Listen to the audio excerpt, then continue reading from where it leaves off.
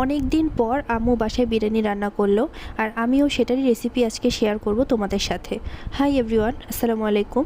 কেমন আছো তোমরা সবাই? আই হোপ তোমরা সবাই খুব ভালো আছো। আজকে অনেক দিন পর বাসায় বিরিয়ানি রান্না করা হলো, তাই আমিও সেটা রেসিপি শ্যুট করে শেয়ার করছি তোমাদের সাথে। তো প্রথমেই বিরিয়ানি রান্না করার জন্য মাংসটাকে ভালো মতো পিস করে কেটে নিয়ে ধুয়ে নেওয়া হয়েছে, এবং তারপর একটা প্রেশার কুকারে নিয়ে পরিমাণ মতো লবণ আর পরিমাণ মতো হলুদ দিয়ে সেটা সেদ্ধ বসিয়ে দিতে হবে, সাথে পরিমাণ মতো পানিও দিতে হবে। এখানে মাংসটা একটু ছোটো ছোটো পিস করে নেওয়া হয়েছে। আমরা আসলে বিরিয়ানিতে মাংসের পিসগুলো একটু ছোটো ছোটো রাখতেই পছন্দ করি, তো সেই কারণে সেভাবেই নেওয়া হয়েছে। আমার চ্যানেলে তো অলরেডি তোমরা ভাইয়ার বানানো বিরিয়ানি রেসিপি এবং আমার বানানো বিরিয়ানি রেসিপি দেখতেই পেয়েছো। তো আজকে আমি তোমাদের সাথে শেয়ার করছি আম্মুর বানানো বিরিয়ানি রেসিপি, এবং অবশ্যই এটাই হচ্ছে সবথেকে স্পেশাল রেসিপি। মাংসটা সেদ্ধ বসিয়ে দেওয়ার পর এখানে আম্মু পরিমাণ মতো চাল নিয়ে নিচ্ছে। আম্মু এখানে 250 গ্রামের কৌটো দিয়ে 3 কৌটো চাল নিয়েছে।